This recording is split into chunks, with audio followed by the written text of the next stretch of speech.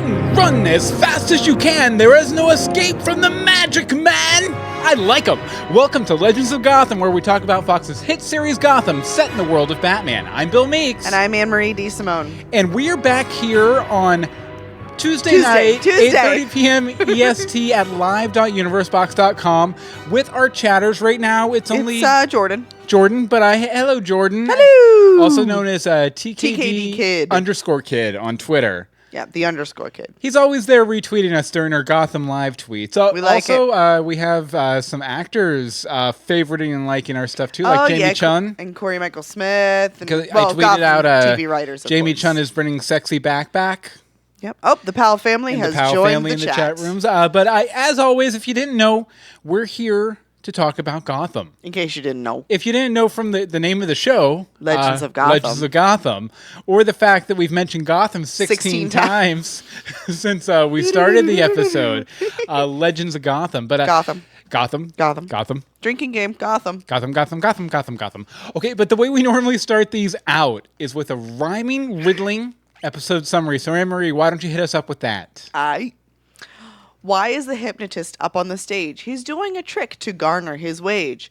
What happens when Jim and Lee reunite? They make small talk while Lee brings the bite. Will Bruce help his double? He'll do his best. Will 5 learn enough Bruce to pass Cat's Bruce test? Is Jervis Alice's brother, or is that a disguise? All will be clear when you look into my eyes. Look into my eyes! He's been doing that for 2 days, guys. Anne-Marie, what'd you think? It was good. It was good? It was good, yes.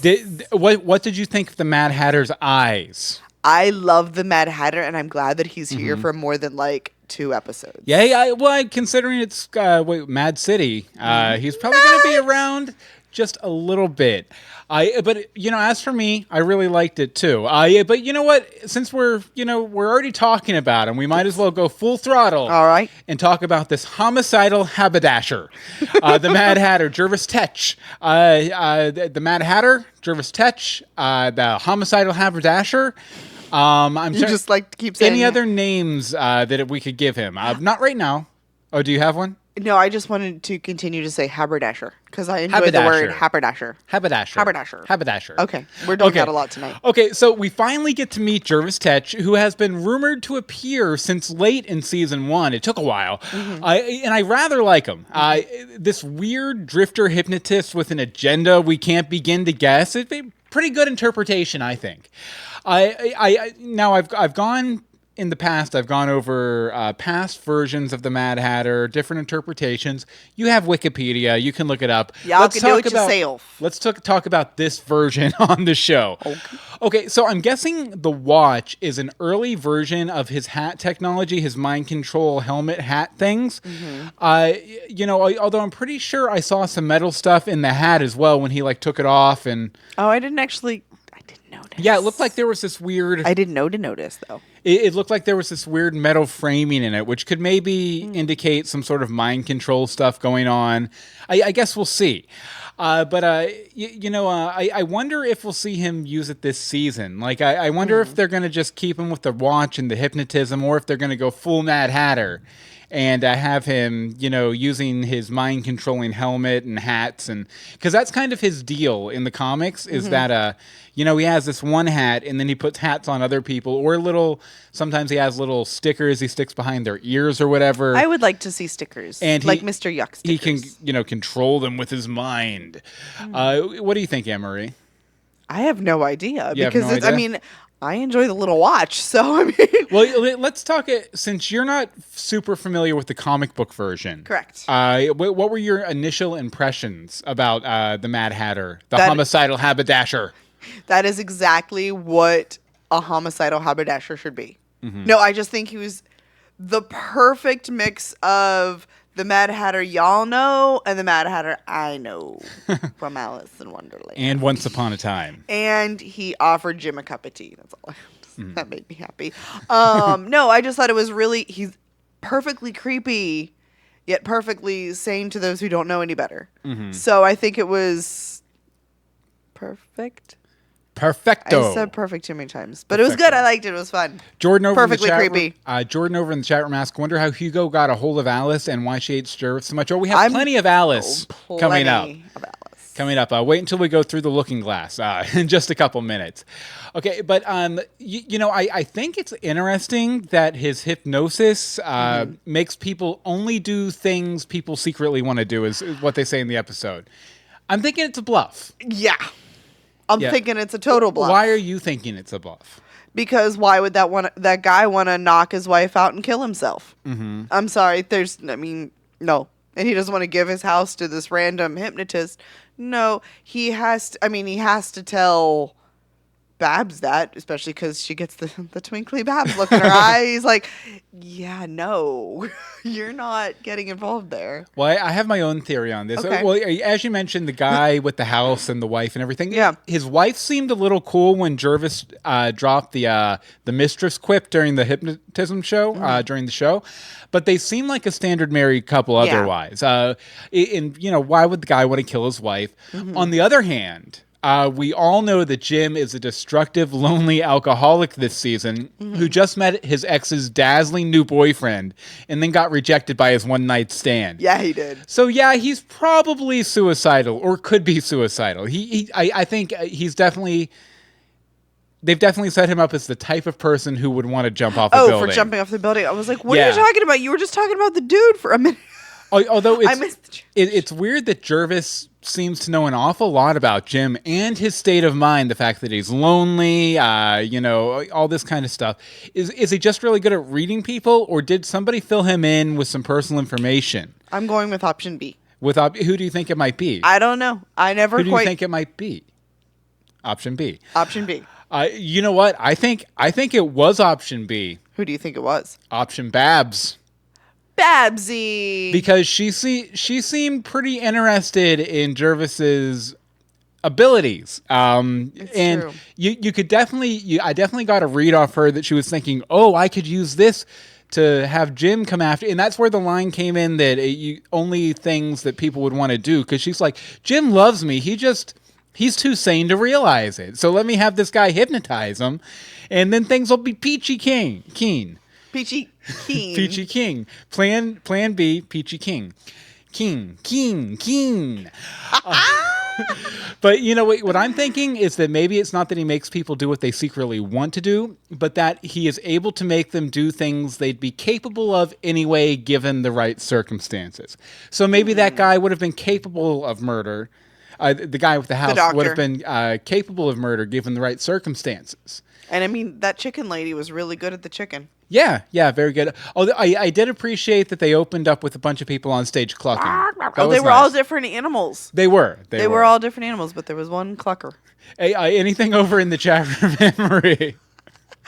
Let's see. Bobby is saying, I think he's saying that deep down we all think about things like killing ourselves or others. Yeah, we all have dark moments, for sure. He's got a moment. Jimbo says Jervis doesn't have complete control over Babs. She'd hurt him if he hurt her. Dude, he had no idea. Or he did. Mm-hmm. But I don't think he had any idea what he was stepping into with that. The Pandora's box that is Barbara's mind. And the second he started in that route, you can see Tabby go, oh, man. Mm-hmm. She's like, I gotta go save this dude. Before she even went crazy, she was on her way to the stage. Okay, so we've talked a bit about the Mad Hatter. Why don't we talk a bit about Alice now? You had some thoughts on Alice, right? Okay, so Alice's blood is poison? That's pretty interesting. Mm-hmm. I'm just curious how did it get that way?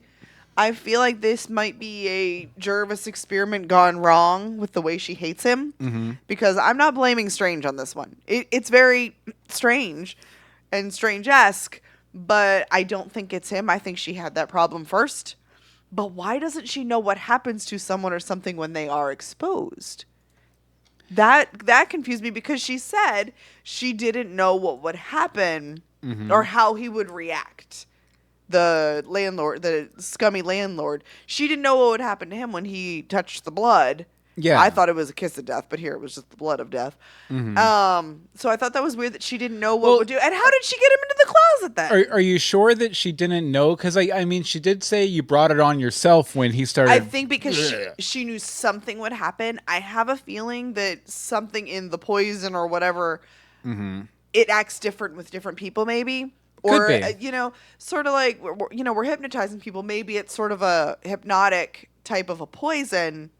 And it just reacts. I don't know. I'm pulling at straws, y'all. I don't really know. Jordan over in the chat room asked if that's a giant question mark on the wall behind you. Yes. That definitely is. Yes, it is. Let's see. Okay, did Jervis conduct some sort of experiment on his sister? And I'm really questioning if it's really his sister, because at this point I question all sibling relationships on the show. Causing her blood to have an adverse reaction. So that's sort of, I'm thinking something went awry between the two of them to cause that. He said that he gave her to Strange for constant supervision, and that seems a little fishy as well. And I was wondering what or who he got in return for giving Strange Alice. Yeah, Bobby in the chat room thinks that Strange took advantage of her rare disorder. I'm sure. That's very strange. That's so strange. That's so strange. I think he probably, used a little bit of that and a little bit of cuttlefish and made some crazies. Pal Family says maybe Alice was experimented on, volunteered by Jervis at Strange's previous Hugo Strange facility from last year, Pinewood. Oh. Maybe she was a Pinewood. A Pinewood kid. A Pinewoody. Pinewood kid. Yes. Let's see. Why is Alice's solution to anything infected with her blood fire? Like, is that the only way she knows how to get rid of it? Because she burnt down the bar because blood got on the bar. Like, that does seem a little extreme. Like bleach, sweetie. Have you heard of bleach? Clorox, do it. It kills everything. Trivia: Alice is the lost daughter, the illegitimate daughter of Beavis from Beavis and Butthead, because he was all about fire. Whoa. So I think she gets it from her dad. Whoa. It's trivia. I don't like that trivia. Which means it's not true. Right. Jimbo thinks maybe Jervis sold Alice to Strange for some reason. I could see that.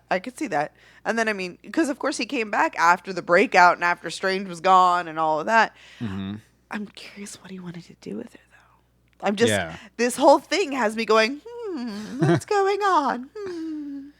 So, yeah. Yeah, and Pal Family in the chat room is clarifying about the bird talon girl. Yes, definitely. Yes. We remember Pinewood. We do. Okay, so we're already halfway there. Let's continue to go through the Crooking Glass and talk a little bit more about Alice. Okay, so I thought it was interesting how much Alice's curse reminded me of a zombie plague, particularly since the Mad Hatter's actor is best known for her part on The Walking Dead. I'm thinking, could this be Gotham's way of doing a Halloween/zombie themed episode a couple episodes down the line? That could be a lot of fun. And if Captain Barnes Halloween is a Monday. Well, I'm saying if Captain Barnes gets exposed to this infected blood, it could lead him down the path to become Solomon Grundy, which I've been theorizing about. That zombified, big giant Hulk type guy. This would be a perfect way to convert him over to Solomon Grundy. And, the kind of acrid, poisonous kiss that the landlord takes from her. I won't say gives to the landlord. There's no giving. But, also remind me a lot of Poison Ivy's traditional femme fatale power set. That's kind of her gimmick what she does in the comics. So I'm wondering, will the now older Ivy cross paths with this Alice, maybe get some of the blood infection, and that's how she gets that power? Ooh, because she didn't seem to have powers. Yeah, she did. First episode. Yeah, she was just kind of unhinged a little bit. A little crazy, honey. A little crazy. Bobby says in the chat room for a moment, he thought they were implying her blood curse or her blood caused the bar fire. No, I don't think it was that, especially because she burnt the body of the landlord. Yeah, you see her like spray him down with some lighter fluid and then go. But, regardless of the whys of her power set, I feel like Alice isn't quite as innocent as they No. portray her as in this episode. Right. Well, she burned down the Narrows bar, which you said might have been an overreaction. Plus she seems very put off by Jervis when really, I mean, obviously he has people kill other people and stuff, so he's kind of evil. But he did seem really concerned about her here. Like, he did seem like he had a genuine love for her and genuine concern for her, and when she showed up he was genuinely happy, and then she freaks out. So there's definitely something going on here we don't know about, and I'm sure they will tell us flesh more. this out as we go on. But Tell me more. Yeah, time will tell if she's a damaged monster or a crazy bitch, as the guy who owned the Narrows bar stated. I love the crazy bitches. Yeah, so It's a show full of them. It's definitely, I was expecting Alice to be kind of like an incidental thing, and then we'll get more into that Hatter stuff. But now I think she's just as important. I'm more curious about her than I am about the Hatter. You know a basic Hatter story. Yeah. You don't necessarily know this Alice. Definitely. Very true. And I mean, to be fair, a lot of times in the history of the character, a lot of the times he's obsessed with somebody, like in the Batman the Animated Series version, for example, he's obsessed with a girl he works with named Alice. So there's always that obsession there. So, I mean, it's possible that maybe he became obsessed with this girl and he projected the sisterly thing onto her. Maybe that whole relationship is a projection by him, and maybe that's why she's so freaked out. I mean, it could be going that way too. And the Powell family in the chat room says, I think he wants to hypnotize her to use her to infect people. Yeah. I could definitely see that. I think so too. And Jimbo thinks she has some good qualities. She saved Jim after all. That's very true. She also shaved him, that was a cut scene. Dude, he's getting a little scruffy with the beard. Okay, we're going to move on now. So, what is going on with Crazy Yanni Bruce? Yes. So, is he a plant? Is he acting on his own volition? Are we going to continue calling him Yanni Bruce, or we're going to call him Five or whatever? I like Yanni. Or Deuce. Some people have been calling him Deuce. I like Yanni. Yeah, Yanni Bruce. I think we're sticking with. See, I feel like if we call him 5, then it's going to feel very 11 and Stranger Things. Like from Stranger Things, yeah. So, I can't. He's Yanni. And, we called him that long ago. Okay, but it's very hard to tell what's going on. So, I have a series of mostly questions and slight statements of what we know so far. She's just asking questions. I'm asking a lot of questions, but isn't that usually what I do? So he remembers being brought to Indian Hill over a year ago, but never left his cell, basically. So how does he know it's been over a year? How does he not remember anything from before? I find that a little bit strange. Yeah, well, he did have some sort of weird scarring, like right at the base of his brainstem. Yeah, we will get to that. Okay, he said that they would give him books to read and perform tests. What kind of books were they giving him? Because I'm a little curious about that. And what kind of tests? Obviously, there's some crazy ones, and he sort of shuddered at the thought of the tests, but I'm not sure if that was like a legit shudder, or if that was for Bruce and Alfred's benefit. Eventually, Alice, I'm sure. So it just seemed a little odd. I don't know. He feels no pain, but he has the scar at the back of his neck, so obviously something went on. Yeah. And he can't, he feels nothing. He's actually seemed mad that he burnt himself. He's like, it's red. I hurt myself. Let me eat this roll. That's the only, so that was weird. I'm leaning more towards him being a plant. And I want to guess by the Court of Owls, since they were in control of Indian Hill. Well, Alfred has that suspicion now, too. He kind of brings it up that maybe this is all something from the weird secret society.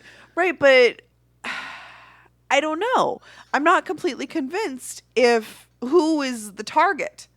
Whether Bruce and Alfred are the target, or that's just, the throughway to get to Selena.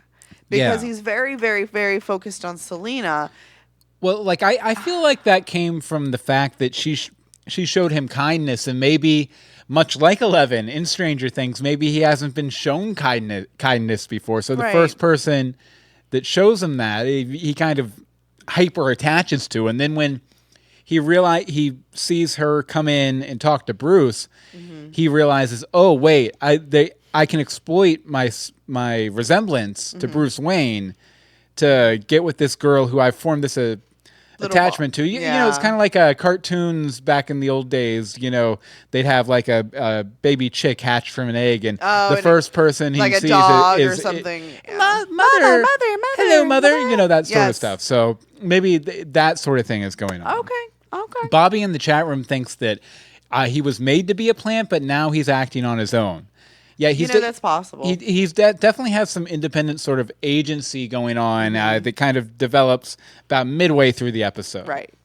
So. Or midway through his part. Although that scene with him where he like wakes up standing with the scissors and stuff, it just creepy. So creepy. Super creepy. Okay, well, we're going to get back to our main discussion in just a second. But first of all, we wanted to tell you a little bit about our Patreon. Now, if you didn't know, Patreon is a sort of a subscription. If you enjoy what we do, if you enjoy the podcast we do. Do you love us? If you love us, you can subscribe to us and help support what we do. Yes. Kind of like you do with NPR. You throw them $5 or $6 every couple months. You can throw us $1 or $2 or $3 or $4 every month and help us continue to bring you these great podcasts. Now, we do have some goals that we're trying to reach here that include bi-weekly movie commentaries, a podcasting course that we'll give you for free. I'm really excited about that one, guys. So if we could get there. Yeah, that would be great. And, those are for we reach support goals. But there's also rewards that we give you if you donate. And the most important one is the $5 Star Patrons Club. The $5 Star Patrons Club is for people who donate $5 or more on Patreon for the month. We'll read your name on every podcast we do. This one, Universe Box, We're So Lost, all of them. Ooh. And we'd like to throw a shout out to our $5 Star Patrons Club right now, which, by the way, are also the most handsome/beautiful people in the known universe. We want to thank you, Becca Baca, Angel, Kelsey, Holly Mac 79, Monica Jones, Sage of Earth, Harry Seidler, Timothy Peters, Robert Cattler, and Hope Molinax. You guys, y'all are awesome. You guys are very attractive, and I keep your eyes out in the mail because People Magazine is going to be mailing you to appear on their cover as the top most beautiful people in all of America. If you want to be on the cover of People Magazine, go over and subscribe to us on Patreon, patreon.com/universebox. And remember to think outside. Okay, so normally we would have look at this Joker here, but we don't. Really a Joker. There wasn't really a Joker. There wasn't. And so, Anne-Marie, why don't you go ahead and talk a little bit about Penguin here, okay? Whoops. Okay, so Penguin will always beat the system. Can we just, how does everyone in Gotham not realize that Penguin will always win? He's going to triumph. So, for example, he is constantly outsmarting Mayor James at every twist and turn. Mm-hmm. Multiple press conferences at the restaurant, which was absolutely classic. Definitely. That they all had the reaction, I loved how it was like an old-fashioned Mexican standoff kind of situation. Yeah. It was good. That was fantastic. He gets the new head of Arkham to release Ed with pretty much no questions asked. Sure, the guy doesn't want to do it, but versus a life of cleaning toilets, he's like, go, you're sane. Kinda. Mm-hmm. Here's the paper. Just go. Get out. Tell the Penguin guy I'll let you go. And he survived time and time again with everything that Gotham and beyond has thrown at him, a.k.a. all of seasons 1 and 2, including but not limited to all interactions with Falcone, Fish, Maroni, and Gallivan. Dude is a survivor. Definitely. He's not just a survivor. He's a thriver. Yeah, I was going to say he's a thriver. He's a thriver. We're sharing a brain today. What do you think about the fact that he's running for mayor? What do you think? How do you think that's going to go this season? Well, as long as he can keep his head out of a box, he should be okay. Definitely. And no, I'm very excited for it. And he does make a good point in this episode where he says something along the lines of, it's Gotham. You need a criminal's the perfect person to run this city. And that's true. But that same could have been said for Gallivan. But I think the fact that Gallivan had an ulterior motive versus taking care of Gotham was his downfall. Well, Gallivan was kind of hiding Everything. or masking his true self to get into a position of power to do something. Penguin really isn't. I mean, Penguin's just living the life. he's not coming out and saying, "Hey, I killed my stepmom." No. But you know, he's not being shy about who he is either. He's Right. being the Penguin he needs to be for sure. But any other thoughts on him running for mayor? I think it's going to be good. I want to see a debate. Dear Mm-hmm. Gotham TV writers, I want to see a debate. I'd almost like to see some other people jump in the ring. Who? Who you throwing in there? I don't know. Let's see. Well, Bruce is too young, probably. Hugo's too strange. Fish is too moony. Hugo's out with Fish. We don't know where they are. We don't know Very what's true. going on. They were told never to come back, but no one ever listens to that. Penguin. Yeah, it's not going to be. I could see maybe Commissioner Loeb coming Ooh, back. bringing it back. Yeah, that could be fun. I'm trying to think anybody else. Jim. Jim? No, probably not Jim. Probably not. You know, maybe Alfred. I mean, he has someone not running. He has someone who would fund him. Well, yeah, he's bankrolled, but that's about it. Yeah, but Alfred probably doesn't really care too much about mayorships. No. But you know, I want to ask though, what is up with the sanity certificates? I love the sanity certificates, and I want one. Once was excusable, 2 was pushing it, now 3, it's pushing the limits of believability here with Ed getting let out of Arkham with one of these magic sanity certificates. I want one so bad. But, you know, don't get it twisted. I'm happy to see Ed out, and presumably running Penguin's campaign. I'm guessing that's where it's going, right? Yeah. Do you have any thoughts on that? No, I was just pretending to be Penguin sticking his head out the thing. Out of the window. Yeah. If you need Hello, old friend. If you need a GIF of that, Gotham. There has to be. The official Gotham Twitter tweeted one out. So Nice. steal that one. Bobby in the chat room says maybe Mayor Babs. That could Mayor be fun. Tabs, I think. Mayor is a Tabs. Better chance of Mayor Tabs. I could see that. More I on could see her that. later. But I really loved the Penguin's plan to get Ed the sanity certificate. You know, where he exploits the civil servant who is in over his head in a dead end. Oh, dude, job. the inmates way took over that asylum. Yeah. I love how he exploits that. You know, never underestimate job dissatisfaction. And it's such an ordinary sort of plan too. It's not this big, brash, bold rocket launcher type plan. Right. It's just this. Yeah, that would totally work in real life, and that kind of stuff happens all the time. Not by crooks, but by ordinary business people. That's what I was gonna say. It's not a Penguin plan; it's a politician plan. Yeah, that's all it is. It's definitely. But I love that scene and the Mayor James in the restaurant scene. They show that this conniving fifth dimensional chess playing penguin that I really missed in season 2 is back with a vengeance after everything he went through in season 2. I'm just wondering how he's going to react to Falcone. Speaking of Speaking of Falcone. So Lee is going to be Don Falcone's daughter-in-law?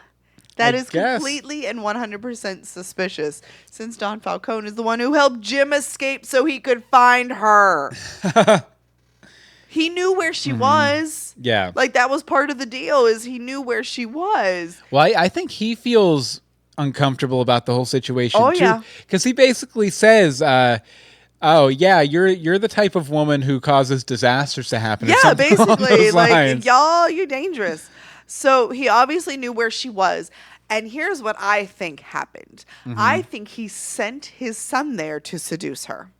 I think this is all a big Don It's all part of plot. a plot. Maybe this is the Don's return to power. I like it. Maybe the Don will be running for the mayor against the Penguin. I like it. That I could see. I like it times 2. He also could be the reason that his son was offered a position as the head of trauma at Gotham General, I want to say. So I think he definitely has the pull. Right. So that's the thing. These are, ticks in the Falcone column. However, in fact, this entire situation is getting rather suspicious. Does Jim owe Don Falcone something, or has he done something to offend him? Was he not grateful enough when he was broken out of Blackgate? Why is the Don so against Jim Gordon? I don't know. Because that's definitely the way that looks. Well, I know that Jim really had a hand in causing Falcone's fall, even though he didn't. But he helped him get away. He went to Florida. He did. Obviously, Jim did help Don Falcone, but it was Jim's actions throughout all of season 1 that were a big part of the reason Falcone lost his empire. Right. Over in the chat room, Pal Family says, when did Lee learn that Mario was a Falcone? And I'm pretty sure it was right at that dinner. I don't think she had any idea. I think they completely just... Mm-hmm. There you go. I do definitely feel like Lee moved on a bit too fast. But that's why I'm saying it's really suspicious, because Bobby's like, did they just get engaged as soon as she met him? Mm-hmm. Some people get engaged rather quickly. I'm not going to say who, but I'm just going to say some people get engaged quickly. But I think in this situation that if this is all a big elaborate Don Falcone plan, it makes sense. Yeah. That he sent his son. No, he's not in the family business, but you can't be completely out of the family business when it's the mafia. Especially not in Gotham. Sorry. So I think I'm going to stick to Falcone sent Mario to seduce Lee and then to get engaged and come back to Gotham and raise all sorts of crazy. It's reasonable. Because now... I just don't understand why Lee would make the decision to get engaged again so soon.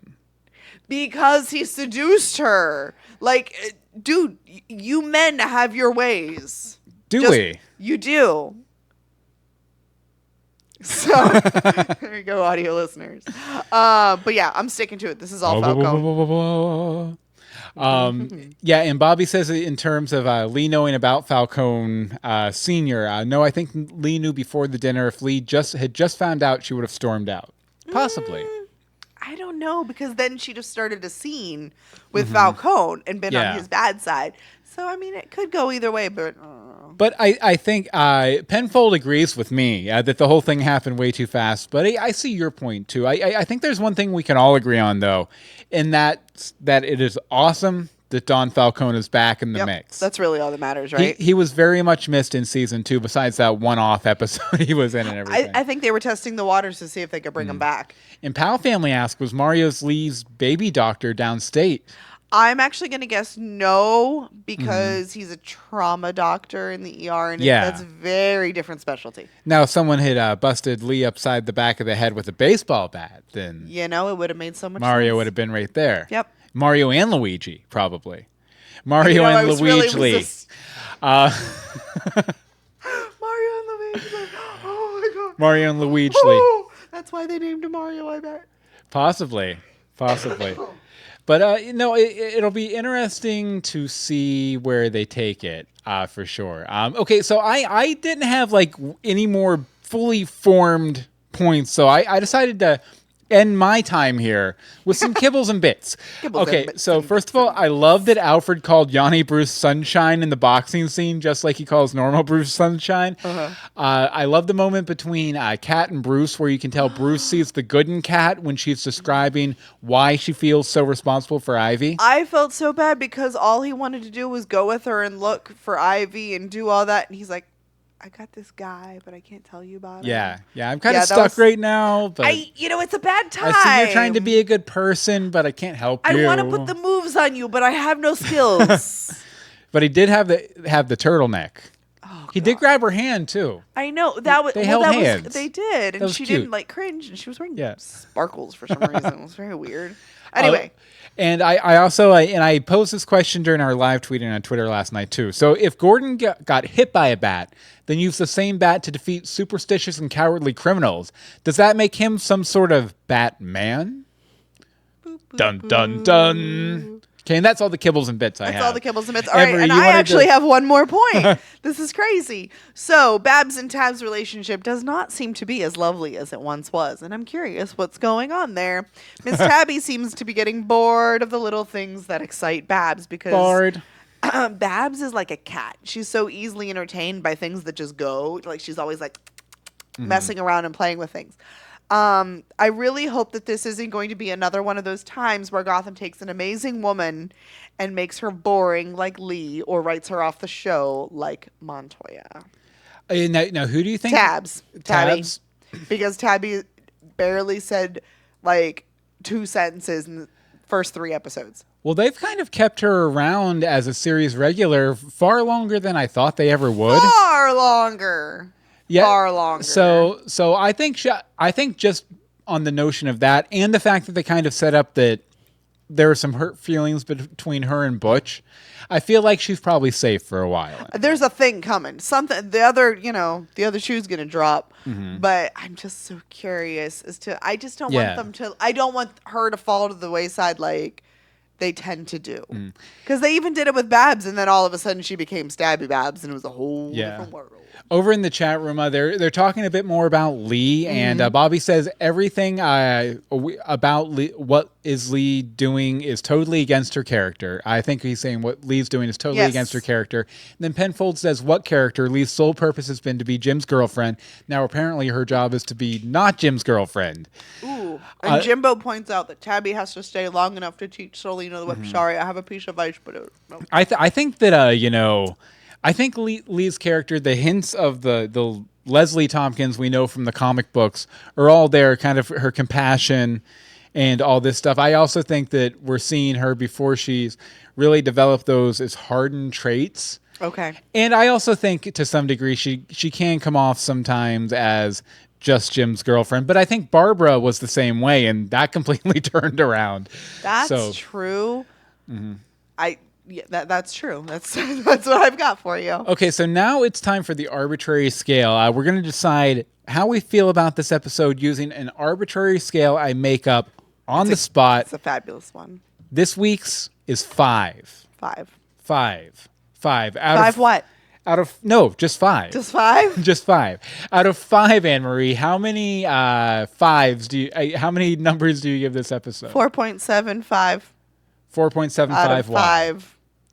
I was really good. No, I like where we're going with Yanni. I love all the stuff with Mayor James and Penguin. Thank goodness Ed is out of Arkham because I couldn't go much longer without his craziness. And I love everything about Jervis and Alice, and I'm really... I like Dark and Twisted. Definitely. Let's bring on the Dark and Twisted.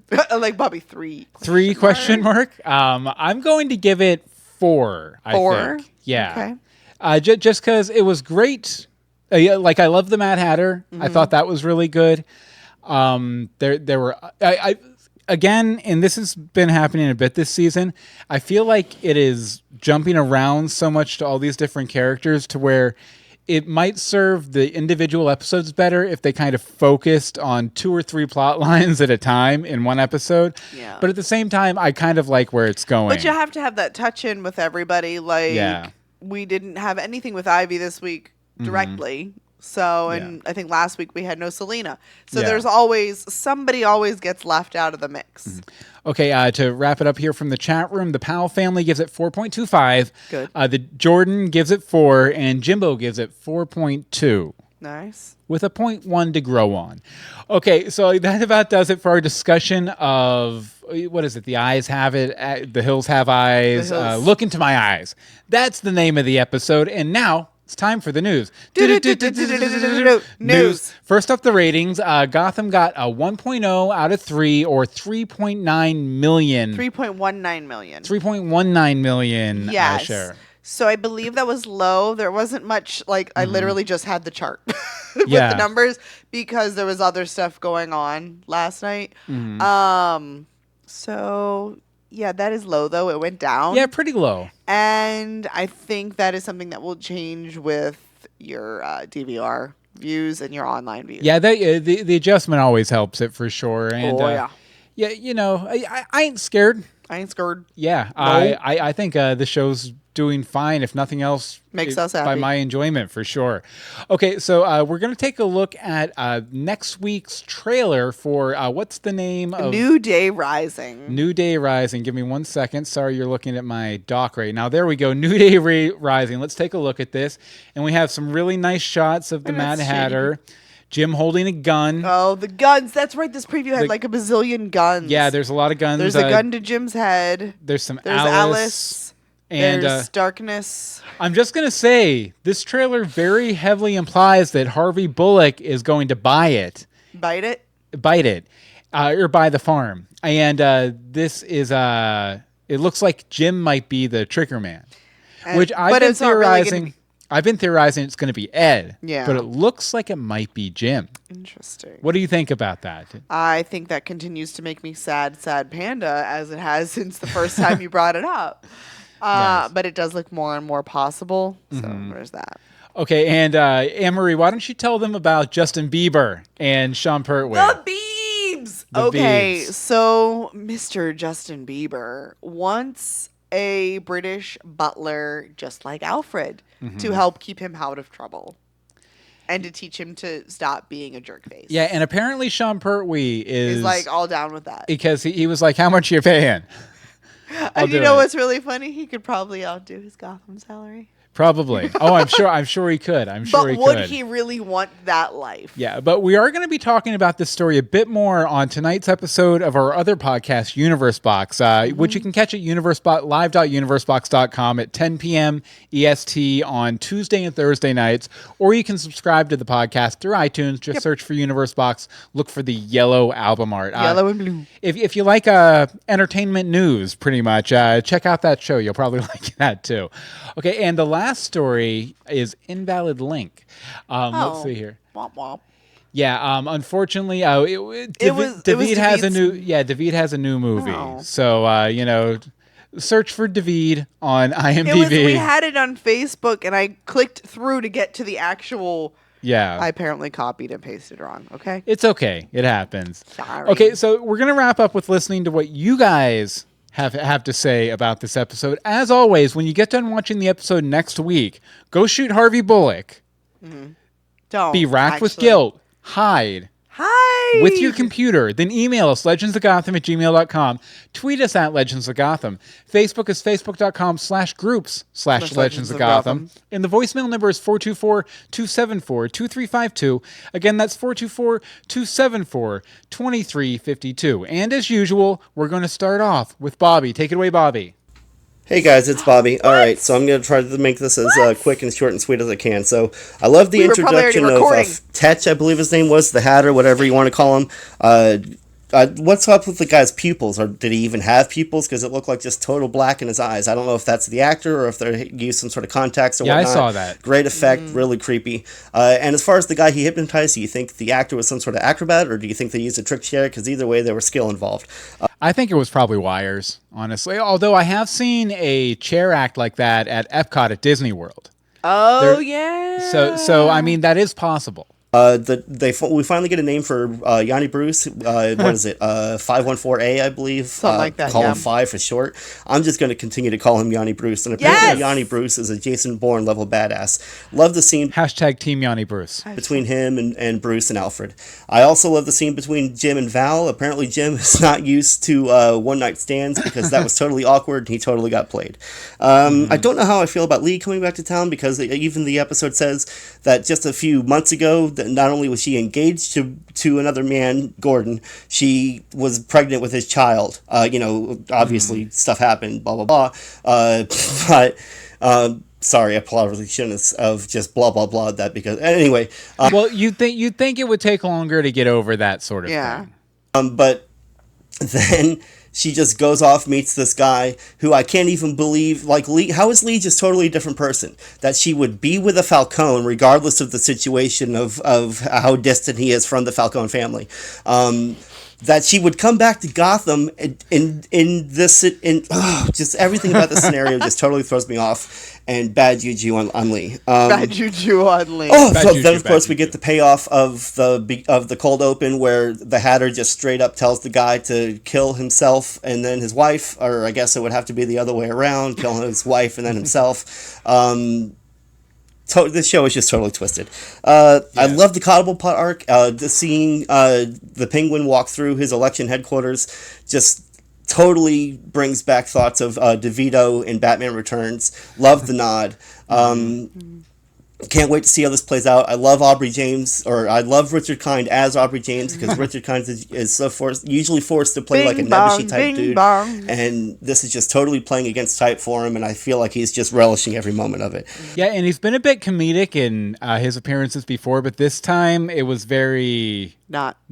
It does look like Yanni Bruce has a thing for Selena. I really don't think he has like cruel intentions to anyone involved, even though it does seem to look like they're playing it up that way. I think he just has a thing for Selena and wants to be with Selena, so now he's pretending to be Bruce because he sees that Selena has a thing for Bruce. And then it was cool to see Gordon in action, as far as, you know, being the whole bounty hunter thing, and or, you know, I mean, like Bullock said before, I mean, you're just not a cop. You're just a few steps from being a cop, or not a cop in name, or however he put it. But I mean, you know, he's basically doing the legwork. And then let's talk about that doctor visit for just a second, because not only was Gordon such a man that he didn't have to take any local anesthetic or anything like that, right? But the doctor was so impressive that he didn't have to clean the wound. He didn't have to, you know, put any sort of local anesthetic. He did not. Nothing. No bandages when he was done. I mean, whoa. He just spit on it and rubbed it with sandpaper. Yeah. I mean, that makes no sense at all. But hey, it's Gotham. So I really like this week's episode. So out of 47 ticks of the Hatter's Watch, I'm going to give it 45. Thank you very much, awesome. Bobby. I love it. Very much appreciated. Okay, next up we have a voicemail from Wynn. Take it away, Wynn. Yay! Hey, guys. Hello, Legends of Gotham. This is Wynn. Everything in last night's episode was excellent, except for the main attraction. I find Mad Hatter and Alice to be totally unnecessary, because all they do or represent has already been woven into the fabric of the show by other characters. For example, Jervis Tetch is redundant because we already have a mind control villain in Fish Mooney, and we've seen Victor Zsasz play the mental conditioning keyword game on Butch. Penguin already murdered a rich family to grab some real estate, and Jerome and Babs even had a much better stage act. And if Hatter's supposed to be mad, no one is ever going to play Insanity better than Ed Nigma. As for Alice, where have we seen the controlling evil brother with a fiery sister who wants to be good? Hello, Firefly.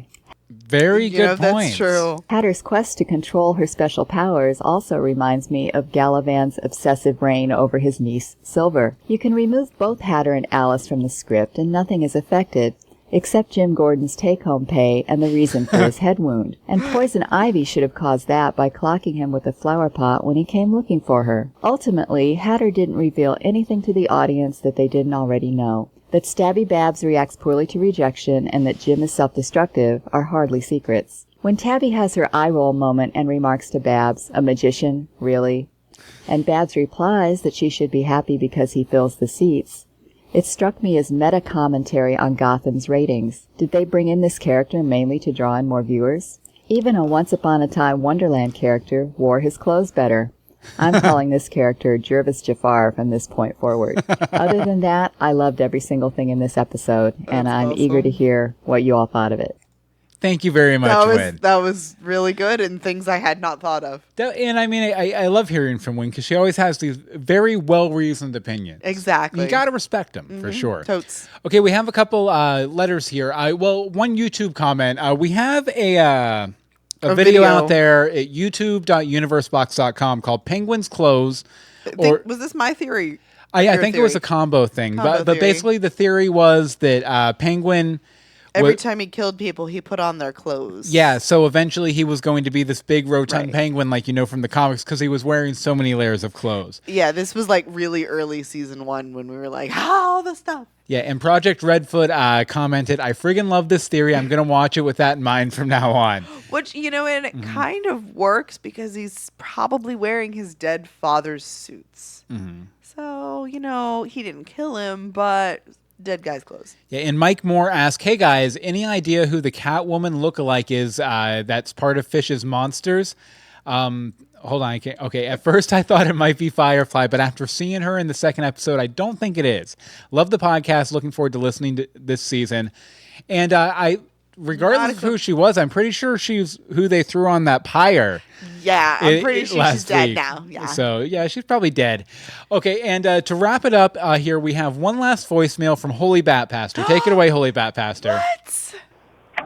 Legends of Gotham, how you doing? Bill and Anne Marie, long time no talk. This is Holy Bat Pastor, and this may sound like I'm rambling, because I am. I'm in traffic, and I'm not going to be able to be with you guys tonight, and I just hope that you know And even though I feel like I've been away, I really haven't. I've been trying to catch up on all of the previous episodes and watching Gotham this season faithfully. I'm just going to weigh in real quick. I don't have anything funny or that creative to offer tonight, but just wanted you to know that I love you guys, and I appreciate so much what you do for the show and for the fans of the show on a weekly basis. Naturally, we love you too, with all of our hearts, all 4 of them. I can't even express my gratitude.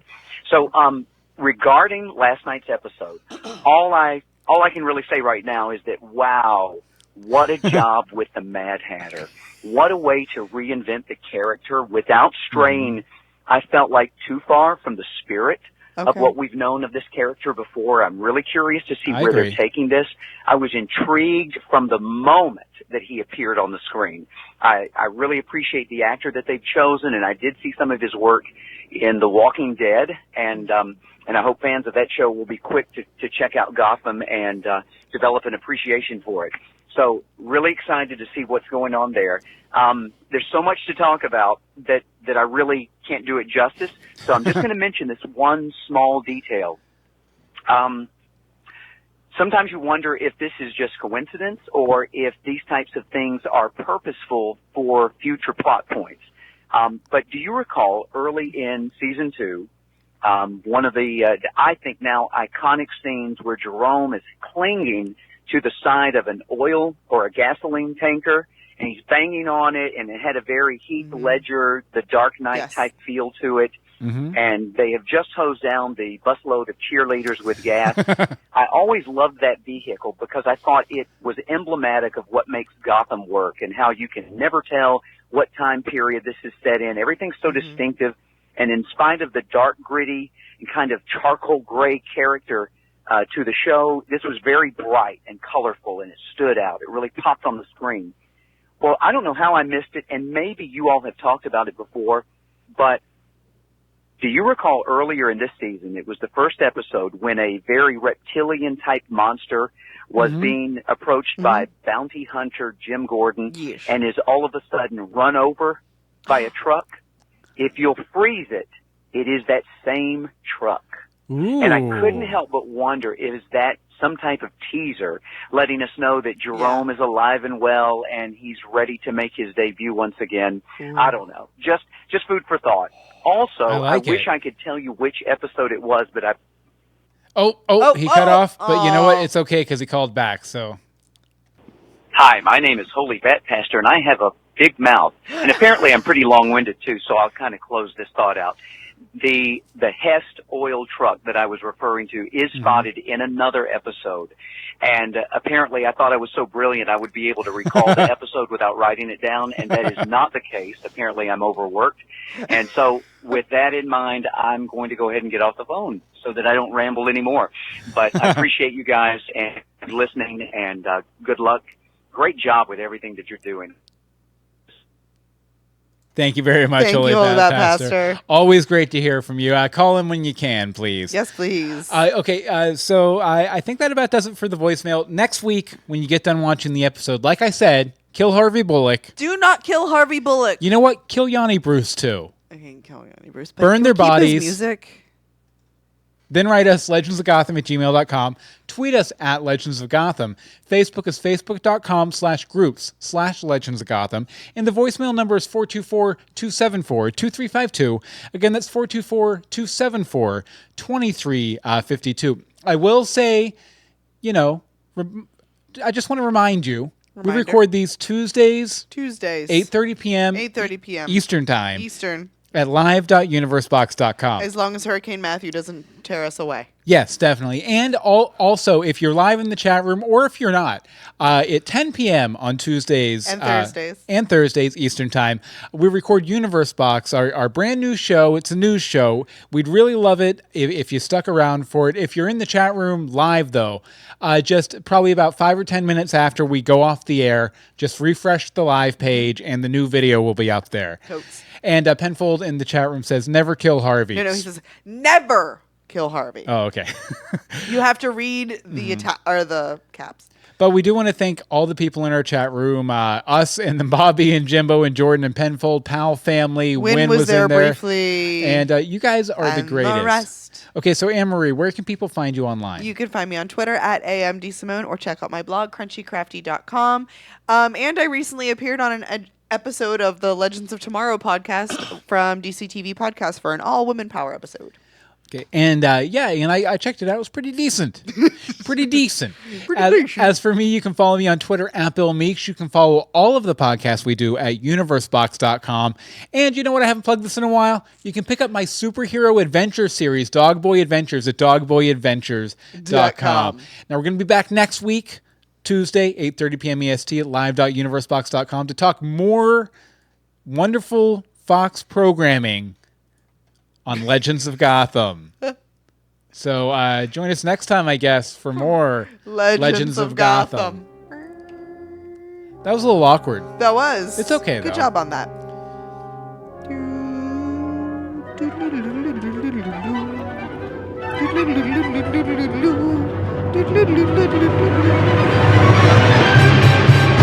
Magic Man. Never get that one right. Run as fast as you can. Look into my eyes. Ba-dum-bum. Ba-dum-bum. Dram. Ba-dum-bum. Good stuff. Good stuff. Good episode. Good episode. Okay. Good game, team. Good game. Real quick, I have some episode titles here, and then we got to get off here so we can get back on in about half an hour. Oh, yeah. For Universe Box. Universe Boxio. All right. I'm going to throw. Those are not them. What's that? Those are not them. Those are not them. Give me a Ignore second, those. guys. Ignore those. Those do not exist. Don't use these. Use these. And also, I'm going to change the color because you can't read it. Yeah.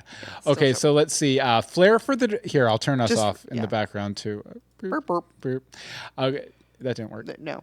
Okay. Flare for the dramatic. Listen to the rhythm of your heart. The homicidal haberdasher. Through the crooking glass. Plan B. Peachy Keen. One Clucker. And Mario and Luigi. Yeah, so you guys can vote in the chat room for the Luigi Lee. Luigi Lee. Luigi Lee. You guys can vote in the chat room. We have them in the chat room for you guys to vote on. You have like a minute. Yeah, you have about a minute. So make it quick. Then I'll put them up all on the screen here. There we go. I don't know why you don't just do that. Yeah. What do you vote for, Anne-Marie? The homicidal haberdasher. The homicidal haberdasher. Because I love saying haberdasher. I'm like torn between that one and Through the Crooking Glass. Nice. I also really like Plan B. Haberdasher. Yeah, but so we have one vote for Haberdasher. So that means two. Bobby's voting twice for Haberdasher. Well, one's for Maberdasher and one's for Haberdasher, and he's gonna yell at me because he's like, "It's just a spell problem." Which one should we use? Maberdasher. Maberdasher. Maberdasher. Maberdasher. Okay, we're gonna give it just a couple more seconds here for people to chime in through the chat room, and then we're gonna hop off here so we can hop back on in a minute. For sure. Let's see here. If we don't have anything in the next 20 seconds or so, homicidal haberdasher, it is. Haberdasher. 20. Okay, Penfold likes Through the Crooking Glass. We still haven't beat out haberdasher. So we have just another minute here. I see Jimbo popping back in, so he might have an opinion. Dun dun dun dun dun dun dun dun dun dun dun dun dun dun dun. Mario and Luigi, one vote for that too. Come on, we need one more vote. One more vote.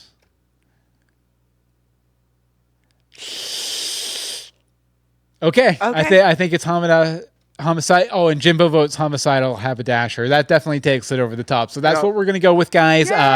Like I said, if you want to stick around for Universe Box, refresh the page in about 5 minutes, and we should be good to go. Once you see me pop back in the chat room, for sure, it should be good to go. But we'll catch you guys hopefully in a few minutes. Bye.